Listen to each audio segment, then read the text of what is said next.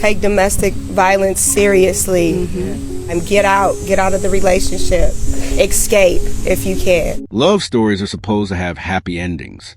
They're supposed to be about two people finding each other, building a life together, creating something beautiful. She loves animals. She loved her son. She was sweet.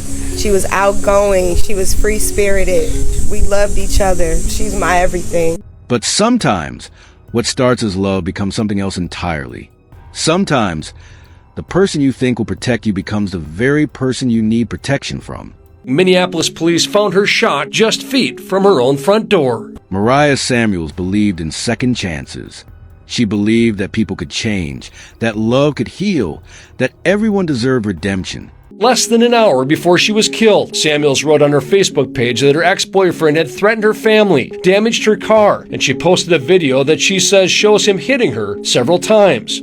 At 34 years old, this Minneapolis mother of two had a heart big enough to see past someone's mistakes and focus on their potential.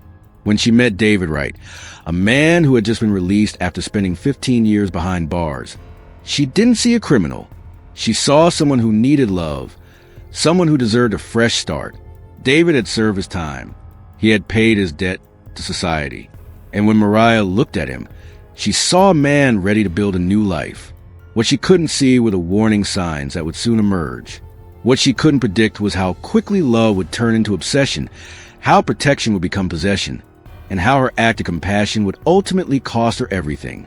Stay tuned as we reveal everything about this case. Drop a comment and let me know what you think about this story. Welcome to our channel. Make sure to hit the subscribe button. Like and share this video to help raise awareness and spread caution. Let's begin. The family of a Minneapolis woman killed in front of her home Sunday morning wants accountability. 34-year-old Mariah Samuels was a victim of domestic violence. And the relationship between Mariah and David started like many modern relationships do. There was connection.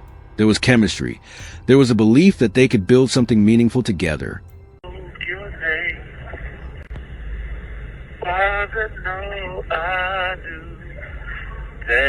By you being in my life, things were destined.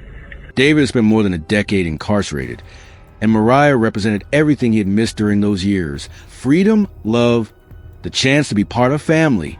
For Mariah, David represented something different. Here was a man who had been through the worst the justice system could offer and had come out the other side. Here was someone who understood struggle, who knew what it meant to lose everything and fight to get it back. In a world where genuine connection feels increasingly rare, David seemed like someone who would value what they had together. But love is complicated, especially when it involves people who have been shaped by trauma, by loss, by years of separation from normal life. What Mariah couldn't know was that David's years in prison hadn't just taken away his freedom. They had changed him in ways that would prove impossible to overcome. The man she fell in love with carried within him a darkness that would eventually consume everything good in their relationship. Mariah Samuels was the kind of person who lit up every room she entered. Friends and family describe her as someone who had an infectious laugh, a generous spirit, and unwavering commitment to the people she loved.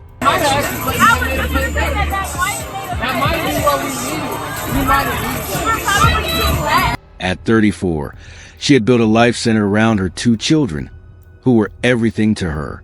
Being a mother wasn't just something she did. It was who she was at her core, could overcome obstacles, and that everyone had capacity to change if they really wanted to. When Mariah met David Wright, she saw all of these possibilities. David had just been released after serving 15 years in prison, more than a third of his adult life. For someone like Mariah, who believed in redemption and second chances, David's story wasn't a red flag. It was an opportunity to be part of someone's comeback story. David was articulate about his experiences. He talked about his time in prison not as something he was proud of, but as something he had learned from. He spoke about wanting to build a different kind of life, about being grateful for the chance to start over.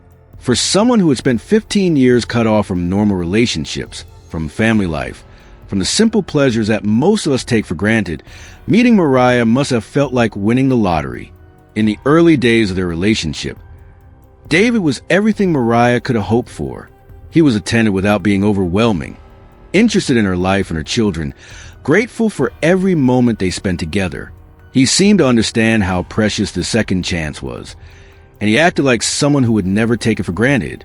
For Mariah, who had been raising her children largely on her own, the idea of having a true partner was incredibly appealing. Someone who understood struggle, who wouldn't take their relationship for granted, who was grateful for the chance to be part of family. It all seemed perfect. David's past wasn't something to overlook. It was proof that he understood the value of what they were building together. David entered prison as a young man and emerged as someone fundamentally changed by the experience. 15 years is enough time for entire ways of thinking to become ingrained, for survival mechanisms to become permanent parts of someone's personality. In prison, relationships are often about power and control. Trust is dangerous. Showing vulnerability can be deadly. These lessons don't just disappear when someone walks through the gates to freedom. When the honeymoon period of his relationship with Mariah began to fade, the real David Wright started to emerge. The gratitude and humility that had initially attracted Mariah were gradually replaced by demands and expectations. David began to show signs of possessive behavior that would eventually escalate into something much more dangerous. It started small, the way these things always do. David wanted to know where Mariah was going when she left the house. He wanted details about her conversations with friends, with co-workers, with family members. He began expressing jealousy about the time she spent with her children, about her friendships, about any aspect of her life that didn't directly involve him. Mariah initially interpreted these behaviors through the lens of David's experiences. He had been isolated from normal relationships for so long that his possessiveness seemed understandable. She thought he just needed time to adjust, to learn how to trust, to understand that love didn't mean ownership. She was patient with his questions, accommodating of his need for reassurance, understanding of his insecurities. But David's behavior continued to escalate.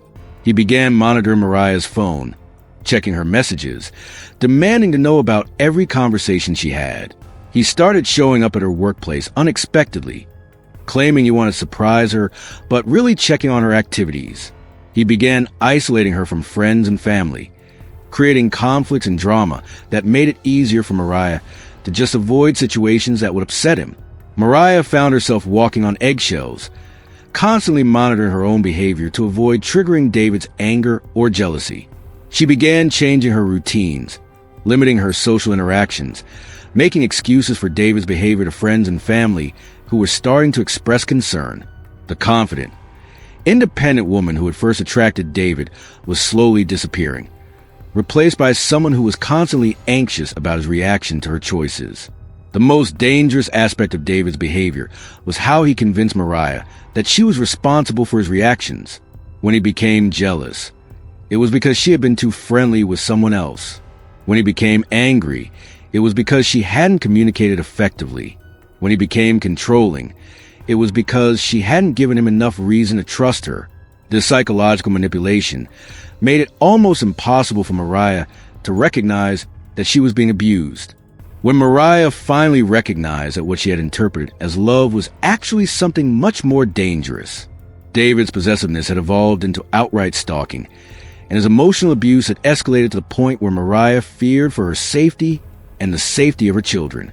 David's surveillance of Mariah's activities had become constant and invasive.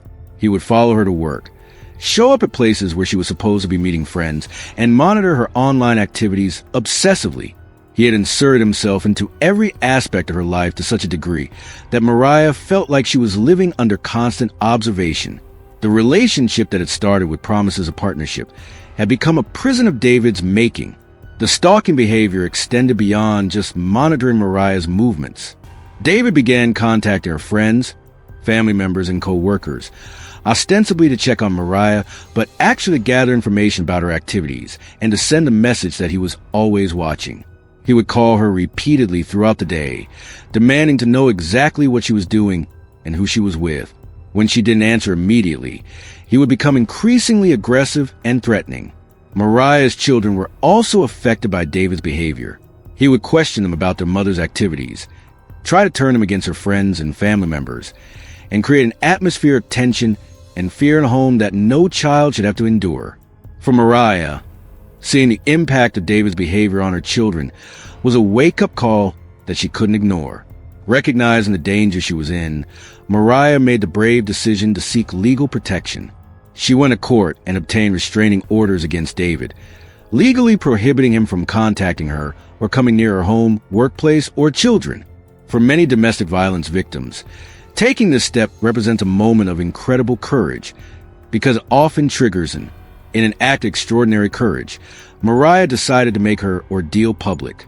She began sharing her story, talking openly about David's stalking and harassment, about the failures of the systems that were supposed to protect her, about the reality of trying to escape from an abusive relationship with someone who refused to accept that it was over. Mariah's decision to go public about her abuse was motivated by several factors. She wanted to document David's behavior in case something happened to her. She wanted to warn other women about the danger he posed. And she wanted to shed light on how inadequate the current systems are for protecting domestic violence victims from determined abusers. What do you think about Mariah's decision to share her story publicly? Have you ever supported someone who was trying to escape from an abusive relationship? Let me know in the comments. Because Mariah's courage in speaking out, even when it put her at greater risk, shows us how important it is for communities to support and believe victims when they tell us they're in danger. Through social media posts, conversations with friends, and reports to law enforcement, Mariah created a public record of David's escalating behavior. She documented his violations of the restraining orders, his continued threats, his refusal to accept that their relationship was over. She was essentially creating evidence that she hoped would protect her, but that would ultimately serve as a record of how the systems designed to help domestic violence victims had failed her. Despite the restraining orders, despite the public documentation of his behavior, despite the clear evidence that David posed a serious threat to Mariah's safety, he remained free to continue his harassment. The legal system had provided Mariah with papers that were supposed to protect her, but it had not provided her with actual safety. The end came on what should have been an ordinary evening outside Mariah's home in Minneapolis. A woman was shot and killed just minutes after posting about the domestic violence she was facing. Family members say 34-year-old Mariah Samuels lost her life this weekend to that violence. She had just returned from work, probably thinking about dinner with her children, maybe looking forward to a quiet evening without the constant stress of wondering where David was or what he was planning. For just a moment, she might have felt something approaching normalcy. But David had been watching, waiting for his opportunity.